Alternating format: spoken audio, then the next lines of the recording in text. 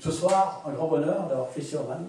Donc, Christian, tout le monde le connaît, même s'ils ne le connaissent pas physiquement, mais je pense que dès que vous cherchez un mot-clé, plein de mots-clés sur Internet, vous tombez sur les sites de Christian. Toujours très bien fait, des petites vidéos, voilà, on l'accompagne dans ses déplacements en bagnole, là, c'est avec ses petites 5 minutes, quand tu les appelles déjà en voiture avec, voilà, avec moi. Voilà. Donc, il fait part de réflexions toujours très intéressantes. Je suis assez fan du blog et puis des petites vidéos. Et donc, également auteur de très nombreux ouvrages. Donc, ça veut dire, pour écrire moi-même des ouvrages, je peux vous dire que c'est un travail compliqué, c'est pas vraiment simple. Et ça force à avoir justement cette vision un petit peu prospective, à réfléchir, parce qu'on pense qu'on sait qu'au moment où on écrit, on se rend compte que c'est pas tout, en tout cas pas assez pour écrire, donc ça force à travailler. Et donc je pense que ce soir, on a beaucoup de chance d'avoir Christian, qui va nous parler alors j'ai eu beaucoup de messages qui m'ont dit, mais qu'est-ce que c'est qu'un arbre logique? On se dit, la meilleure façon de le faire, c'est soit lire les bouquins là-dessus, soit venir ce soir à la conférence, parce que vous avez la personne la plus adaptée pour présenter. Donc Christian, je vais te laisser la parole maintenant. Voilà. Merci beaucoup, Maurice. Pour cette conférence, et avec la séance de questions qui suit. Merci beaucoup, merci pour votre accueil. C'est un plaisir de revenir à l'IUT. Je vais utiliser pas mal d'anglicismes ce soir, et en fait, l'arbre logique que je vais vous présenter s'appelle originellement un goal tree. L'arbre des buts, si vous voulez. Ça sonne un peu moins bien en français, et je vous expliquerai pourquoi je reviens aux anglicismes. Ce soir, pour parler de cet arbre, le goal tree, j'aimerais d'abord commencer par 3 histoires absolument vraies pour planter 3 décors très différents, mais vous allez voir qu'il y a un certain nombre de points de convergence. Donc, la première des histoires, absolument vraie, c'est une entreprise qui est prestataire de services dans des choses qui sont du contrôle non destructif. Ils sont vraiment experts dans leur domaine, il y en a très peu qui font ça. Et cette société, malgré le peu d'acteurs qu'il y a sur ce secteur-là, c'est néanmoins très concurrentiel. Et cette entité, qui fait à peu près 180 personnes, a été acquise au fil du temps, ça a été des rachats en permanence, a été racheté par un grand groupe dont c'est absolument pas le cœur de métier, donc qui regarde ça de loin et qui se demande mais c'est quoi ce truc, d'autant que c'est pas très rentable. Par contre, c'est absolument fondamental pour l'industrie française. Et ces acteurs-là, en fait, décrochent des contrats pluriannuels qui leur permettent, en fait, de se mettre à l'abri, puisqu'une fois que vous êtes qualifié pour faire ces contrôles non destructifs, vous avez quasiment un volant d'affaires qui est assuré. Et au moment où nous avons été sollicités pour aider cette structure, eh bien, problème de rentabilité, problème aussi sur le renouvellement de cette qualification qui devait survenir l'année d'après. Et donc, nous avons été sollicités pour, je dirais, améliorer les choses, être plus compétitifs. Et la première des choses que je demande au directeur général lorsque j'arrive, pour pouvoir travailler avec ses équipes, quel est le message sur lequel je peux m'appuyer pour finalement montrer le bien fondé de notre action et les motiver. Donc, il prend un moment de réflexion et il me dit, eh bien, ce serait bien que nous survivions une autre année. Et là, c'est moi qui ai eu un blanc, parce que je me suis demandé comment j'allais finalement emmener des gens que je ne connais absolument pas, essayer de les motiver, expliquer ma présence et celle de mes collègues pour survivre une autre année. Et donc, spontanément, l'image qui m'est apparue, c'est ça. C'est un directeur général plutôt abattu, qui est sur une plateforme qui menace de s'effondrer. Jim Womack, que vous devez connaître dans l'univers du Lean, lui, il dit toujours qu'il faudrait une burning platform, c'est-à-dire quelque chose qui vous oblige à aller vers l'action, sans quoi vous allez disparaître. Ils avaient tout ce qu'il fallait, y compris les troupes qui étaient entre abattement, crainte, et puis ceux qui attendaient finalement la retraite et puis le chèque pour en profiter. Mais voilà comment cette société se présentait au moment où je suis venu. Donc, gardez ça en tête, puisqu'on va y revenir. Mais je vais vous présenter immédiatement la deuxième histoire absolument vraie, qui est un grand groupe pharma français, dont l'unité sur laquelle nous sommes intervenus faisait environ 1700 personnes. Au niveau du groupe, un nouveau patron extrêmement agressif, et donc il fallait bouger, il fallait vraiment faire des choses pour une entité qui était pas très bien. Et finalement, ils ont lancé une grande initiative où il y avait 20 initiatives stratégiques. 20 initiatives stratégiques. Donc ces 20 initiatives stratégiques, pour les passer en revue, sachez que tout le monde voulait en être, chaque chef de service voulait évidemment avoir son sujet stratégique à mettre en avant. D'accord ? Donc à raison d'une revue, une après-midi par semaine, ça mettait à peu près 3 mois jusqu'à ce que vous puissiez passer pour présenter les avancements de votre chantier, en quelque sorte. Et évidemment, tous les chantiers n'étant pas de même importance, il y avait ceux qui étaient revus un peu plus fréquemment et ceux qui étaient très peu revus.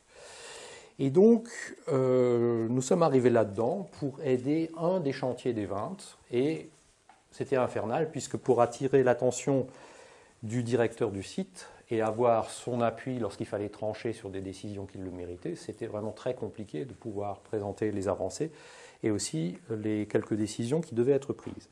Et là, l'image qui s'imposait à moi, c'est quelqu'un complètement submergé par des rapports en tous sens. Tous les acteurs des 20 sujets stratégiques essayaient de capter son attention, lui balancer des revues, des indicateurs, des tableaux de bord, etc., etc. Et bien sûr, tout cela avec les sujets du quotidien qui étaient à régler, la crise qualité, tout le reste. Donc vous imaginez ce que ce monsieur a dû subir. Et là-dedans, c'est un peu triste puisque 2 ans à peu près après le démarrage de ces initiatives qui ont consommé énormément de ressources, eh bien, il y a eu un plan social décidé du corporate et qui a complètement rebattu les cartes puisque la plupart des acteurs sont partis, ont pris des gros chèques ou alors ont été amenés à prendre d'autres fonctions. Et puis finalement, tout ce qui a été fait pendant 2 ans, les 20 initiatives stratégiques, je pense qu'il n'y en a quasiment aucune qui a survécu. Gardez en mémoire, on la reverra plus tard. La troisième histoire, c'est une plus petite unité, fort sympathique, qui est très active dans le domaine de l'agroalimentaire, avec une spécialité. Ils font des levures, c'est la biochimie. Et c'est une ancienne maison, plus que centenaire, environ 300 employés sur ce périmètre-là, avec un management qui était réellement paternaliste et une unité qui était sympathique certes, mais très endormie finalement, puisque tout allait bien. C'était un peu comme la pharma, c'est-à-dire qu'ils gagnaient très bien leur vie, ça se vendait quasiment tout seul, jusqu'au moment où ils se sont découverts un concurrent chinois qui a pris le leadership sur le marché. Là, du coup, ça a été un peu moins drôle. Est arrivé un directeur qui avait la fibre commerciale, mais néanmoins n'était pas du tout un tueur. Donc il est venu, et il avait certes une vision qu'il a fait partager, sa grande ambition, son dessein. Néanmoins, lorsque je l'ai entendu proposer sa vision, qui était redevenir le leader du secteur, l'image qui s'est imposée, c'est celle-ci, puisque effectivement, il s'est présenté en général, et il a essayé de ramener ses troupes pour aller à la conquête du leadership. Simplement, les troupes n'étaient pas très motivées. Il y avait ceux qui, prudemment, se disaient « passe devant, chef », ceux qui attendaient de voir comment le vent allait tourner. Et puis, c'est là, pour ceux qui connaissent le modèle de Blessing White, c'est là que j'ai rencontré le premier hamster. Je ne sais pas si ça vous parle, les hamsters. Ils ont des métaphores très intéressantes, dont le hamster. Et le hamster, c'est facile à comprendre, c'est celui qui sommeille dans la paille, bien douillette et chaude. Et donc, il trouve pleine satisfaction dans son emploi, mais ne contribue absolument pas à la réussite de son entreprise. Donc, j'en ai rencontré un. Et autre chose que j'ai rencontré là-dedans, c'était un des supply chain managers. C'est peut-être bien celui qui nous tourne le dos, qui a obstinément refusé de se donner ou de dénoncer un objectif en termes de taux de service. Dans une autre entreprise, je pense qu'il aurait fini ce jour-là sa carrière. Là, non. Et nous avons bataillé avec lui, tordu le bras plusieurs fois, et finalement, on lui a imposé un taux de service au bout du bout. C'était quand même très étonnant de voir quelqu'un dans cette fonction qui refuse de donner un chiffre parce qu'il pensait que ça allait être son objectif et qu'il ne voulait pas s'engager dessus. C'était la troisième histoire.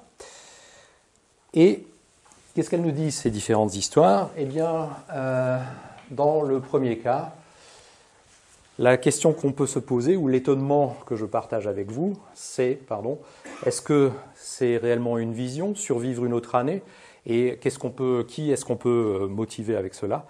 Eh bien, certainement pas grand monde. Et finalement, si elle avait été diffusée comme telle, qu'est-ce qu'elle aurait démontré? C'est certainement le fatalisme ou la résignation du dirigeant, et ça aurait mis certainement en exergue encore plus la résignation et le fatalisme des employés. Sur le deuxième cas, les 20 initiatives stratégiques, là nous manquons clairement d'une vision fédératrice et beaucoup trop d'initiatives dispersées qui vont consommer énormément de ressources. Et finalement, la question qu'on peut se demander, où est-ce que ça nous emmène? Pourquoi faisons-nous ça? Alors pourquoi en un mot, pourquoi en deux mots? Le pilotage centralisé, comme je vous ai raconté, était quasi impossible, beaucoup trop d'initiatives, des réunions trop peu fréquentes, et évidemment les quelques-unes qui avaient lieu dépassaient amplement le temps qui était imparti. Et donc nous sommes dans énormément de gesticulation, dans une certaine illusion de l'action, mais il n'en sort rien de concret au bout du bout. D'accord ? Et la consommation de ressources, j'en ai parlé.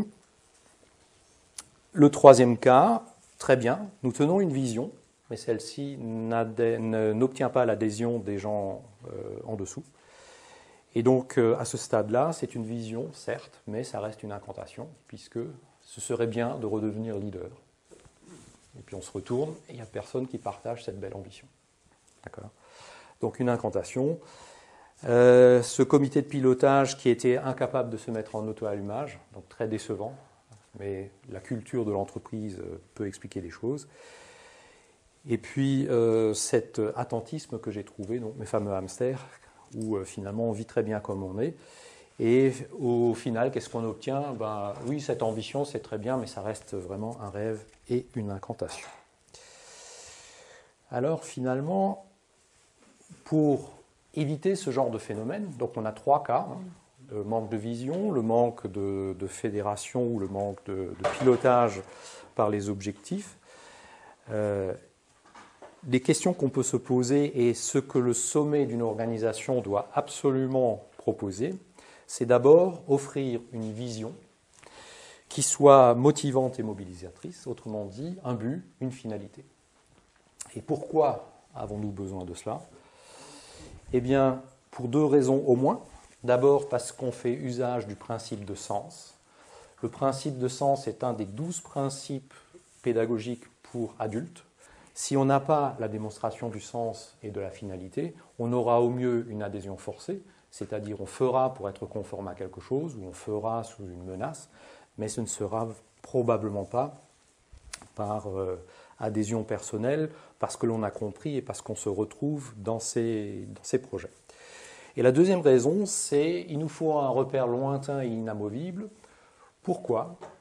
Eh bien parce que les différentes initiatives que l'on ne peut pas toutes piloter depuis le sommet, eh bien il faut qu'elles puissent s'ajuster ou s'orienter par rapport à ce repère. D'accord ? On reparlera un peu plus tard de l'étoile polaire, chère aux lignes, ou le True North. Eh bien, lorsque l'on fournit ce repère lointain, ce but, cette finalité, tout un chacun qui l'a bien compris dans l'entreprise peut se mettre spontanément en route et aligner ses actions vers la réalisation de ce but, de cette finalité. La deuxième chose qu'il nous faut, c'est un nombre réduit d'objectifs de haut niveau. Et là encore, pourquoi ? Eh bien, vous le voyez.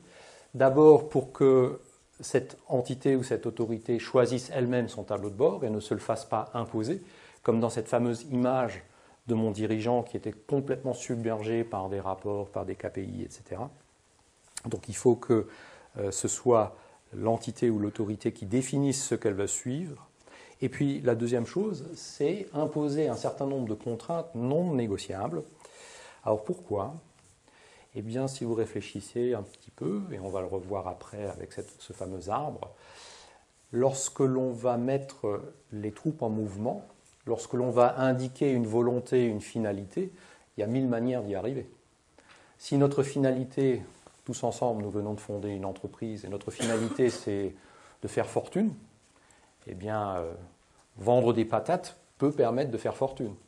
Extorquer des fonds peut permettre de faire fortune. Sauf que, eh bien, je ne suis pas sûr que tout le monde partage les principes éthiques qui nous permettraient d'extorquer des fonds. D'accord ? C'est pareil pour une entreprise ou pour une organisation. Le fait de donner quelques objectifs de haut niveau va contraindre à rester dans un certain nombre de lignes directrices et de ne pas partir dans tous les sens et de sauter sur n'importe quelle opportunité. Il y a quand même des fondamentaux culturels que l'on souhaite conserver, et voilà un des moyens pour le faire.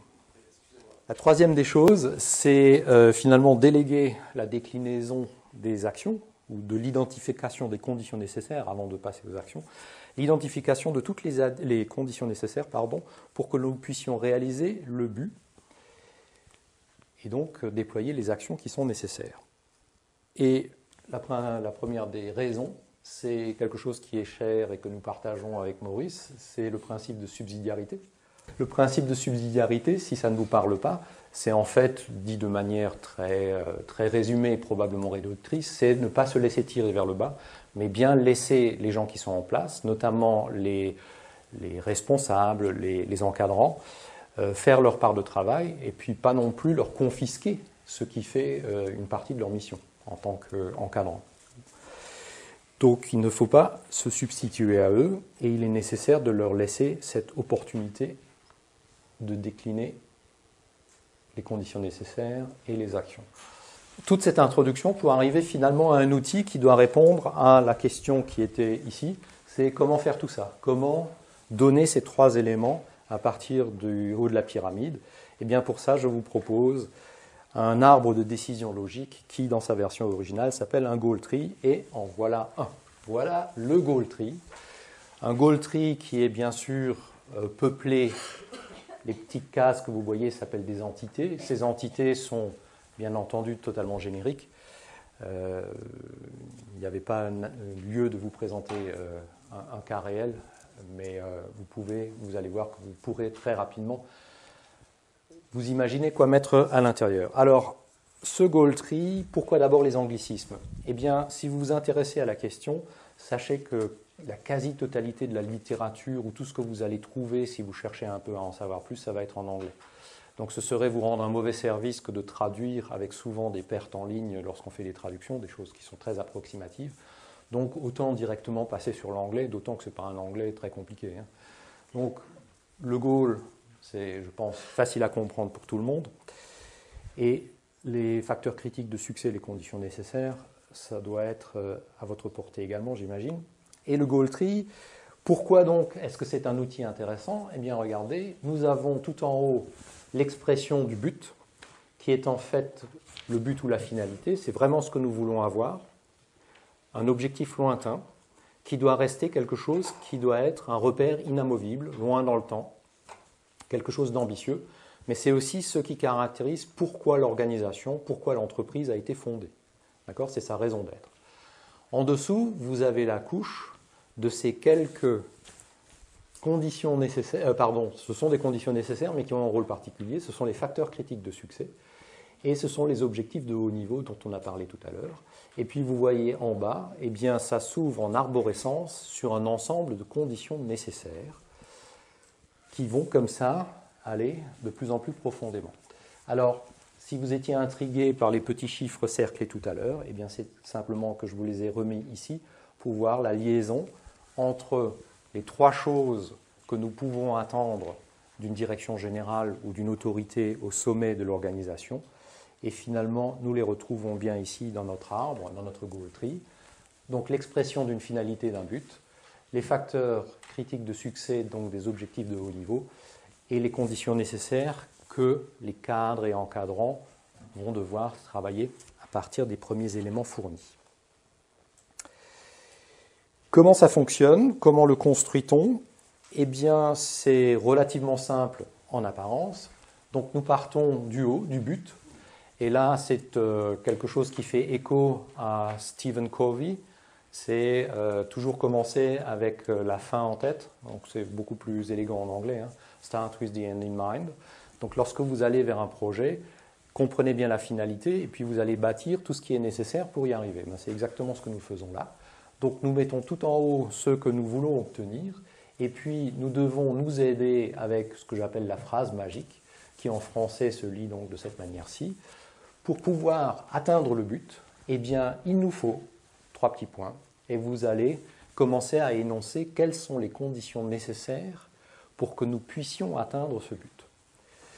Et en fait, ce qui est ici noté facteurs critiques de succès sont également des conditions nécessaires, simplement, ce sont les toutes dernières conditions nécessaires juste avant d'atteindre le but. C'est pour ça qu'elles ont un statut un petit peu particulier et qu'on appelle ça les facteurs critiques de succès. Je rajoute que ces facteurs critiques de succès, il serait bien qu'ils soient exprimés sous forme d'indicateurs chiffrés, d'où ma petite histoire avec mon supply chain manager. Dans l'entreprise concernée qui voulait redevenir leader de son marché, un facteur critique de succès, c'était de pouvoir livrer avec un taux de service que son marché nécessitait et qui devait être aux alentours de 98%. Donc 98%, sachant d'où il partait, c'est clair que ça a effrayé notre fameux supply chain manager, mais si on n'atteint pas au moins 98%, no way, vous ne pouvez pas être un leader sur votre marché. C'est un disqualifiant. D'accord ? Donc voilà un exemple de facteur critique de succès. Et puis on descend. Donc si on repart sur le facteur critique de succès 1, qui serait obtenir un taux de service au niveau où nous le souhaitons, on va se poser la question, eh bien pour obtenir un taux de service de cette qualité-là, qu'est-ce qu'il nous faut? Et vous allez détailler les conditions nécessaires et ainsi de suite en cascade, sachant que nous sommes ici sur une relation qui est purement logique, puisque c'est une logique dite de nécessité. Alors, logique de nécessité, c'est une traduction littérale de l'anglais. J'ignore s'il y a un terme plus approprié en français, mais vous comprenez ce que ça veut dire. Donc, c'est absolument nécessaire, mais néanmoins pas suffisant. D'accord ? Et avant de passer au nécessaire mais pas suffisant, lorsqu'on construit un goal tree, en général, ça se passe sur des grandes feuilles de papier avec des post-it, parce que on va faire bouger les choses. Il est très facile, par exemple, de confondre des facteurs critiques de succès avec des conditions nécessaires et inversement. Donc il est plus facile de déplacer les post-it. Et bien que ce soit un exercice à base de post-it, ça n'a absolument rien à voir avec du brainstorming créatif, puisque là, nous utilisons une analyse qui est rationnelle. Nous n'essayons pas de trouver des choses qui feraient que, nous nous posons la question, qu'est-ce qu'il est nécessaire de faire pour que? Donc une sacrée différence. Oui? Ça fait du sens? On parle que d'action au niveau des conditions nécessaires, mais on parle aussi d'indicateurs. Ce sont des conditions. On ne préjuge pas de leur nature. Ça peut être des actions à mener pour atteindre cela. Pour être plus spécifique, vous pouvez les considérer comme des objectifs intermédiaires. C'est-à-dire qu'il faut avoir passé ce jalon ou obtenir cette condition pour pouvoir aller plus loin. Alors, ma fameuse relation logique de nécessité. Donc, en anglais, necessity-based logic. Donc, elle permet, pourquoi est-ce que nous l'utilisons? Elle permet d'inventorier l'ensemble des conditions prérequises à l'atteinte de nos objectifs. Donc, l'objectif ultime, c'est la réalisation du but, mais nous avons donc toute cette flopée d'objectifs intermédiaires que nous pouvons passer.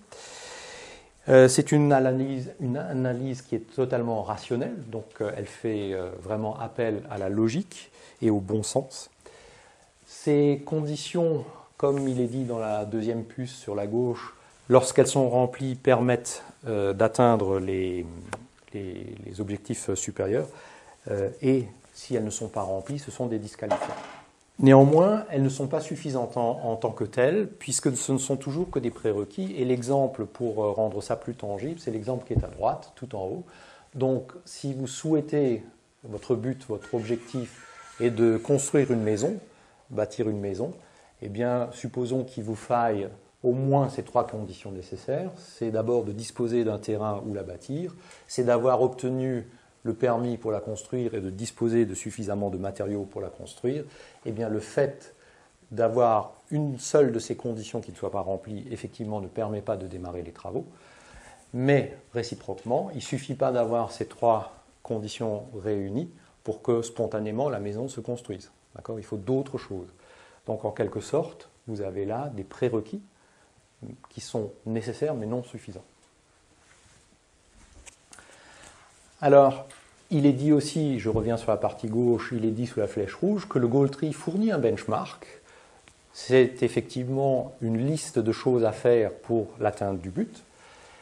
Et c'est à cette référence que nous allons mesurer en fait la situation actuelle. Nous allons pouvoir vérifier par rapport à ces conditions que nous avons listées, où est-ce que nous en sommes aujourd'hui. D'accord ? Nous avons listé l'ensemble des conditions, mais finalement, où en sommes-nous ? Alors, pour ce faire, et la deuxième puce sur la gauche dit aussi que ça nous permettra de prendre des décisions pour les conditions à remplir, d'où le titre en entrée de conférence qui était « Arbre de décision ». Alors, pour ce faire, je propose de colorier le goal tree avec un système finalement très simple. Chaque fois qu'une condition est réalisée et remplie, et ceci de manière pérenne, elle va prendre un joli vert pomme qui va dire que tout va bien. Si vous avez des conditions qui sont instables ou qui ne sont pas toujours au niveau attendu, ça va plutôt prendre un orange de danger ou de signalisation que nous avons là des conditions qui ne sont pas absolument comme elles devraient être. Et si la condition est soit défaillante, soit totalement absente, nous allons la colorier en rouge. Et la règle est fort simple, c'est que finalement, un objectif ne peut prendre la couleur que la pire de celle des conditions qui lui sont subordonnées.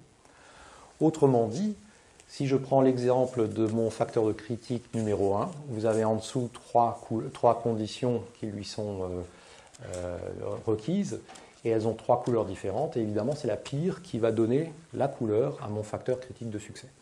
D'accord ? Cette condition étant totalement défaillante, voire absente, on avait dit tout à l'heure qu'il suffisait qu'il y en ait une qui manque ou qui ne soit pas au point que l'on voudrait pour que ce soit un disqualifiant. Le facteur critique ne peut être que rouge, quand bien même nous en aurions une qui est en permanence au niveau attendu et une autre qui est un petit peu en ballottage, on va dire. Sur le facteur de critique 2, donc vous avez compris, il y en a une qui est orange, l'autre qui est verte, donc forcément on va être sur un facteur critique qui est orange. Et sur la partie à droite, tout va bien, puisque là l'ensemble des conditions nécessaires sont remplies de manière pérenne, et donc cette branche-là ne pose pas de problème. Donc vous allez immédiatement comprendre l'intérêt d'un management visuel de ce type-là, c'est qu'en tant que dirigeant, ou en tant que membre du comité de direction, vous allez immédiatement voir où porter votre attention. Il n'est pas nécessaire d'avoir 20 et plus indicateurs, il vous en faut un certain nombre, très peu en fait. D'accord ? Et si on vous présente cet arbre-là, vous savez, et c'est ce qui va nous permettre de prendre les décisions, que pour atteindre finalement notre but, eh bien, il faut verdir l'arbre. Et comment est-ce qu'on peut verdir l'arbre ? Eh bien, il n'y a pas d'autre choix que de commencer par le bas et de remonter pour verdir finalement les différentes conditions. Pas bien compliqué. D'accord ? Donc, nous avons là une structure qui, je vous le rappelle, nous a permis de définir donc un but, une finalité, quelque chose qui est lointain, des conditions nécessaires qui sont des contraintes que l'autorité de décision va imposer pour qu'on ne parte pas n'importe où, et un ensemble de conditions nécessaires qui ont été finalement travaillées par l'ensemble des parties prenantes, et puis finalement un outil qui nous permet de dire, ben voilà, ce qui est écrit dans les différentes entités, c'est ce qu'il nous faut, et la situation d'aujourd'hui, c'est celle-ci, avec les couleurs. D'accord ? Donc finalement, pour se mettre en route et pour pouvoir travailler, eh bien, il va falloir verdir notre arbre, et il n'est pas du tout choquant, bien entendu, lorsqu'on commence avec le goal tree, sinon on n'en ferait pas. Hein. Si vous étiez très proche pour atteindre votre but, il n'a pas d'intérêt. Mais si vous commencez, il est clair que vous aurez plus de couleurs automnales que de couleurs printanières. D'accord ? Et l'objectif, évidemment, c'est de verdir notre arbre. Alors, il y a, pour revenir à la logique de nécessité, un corollaire qui me semble particulièrement intéressant et qui vraiment personnellement m'a séduit.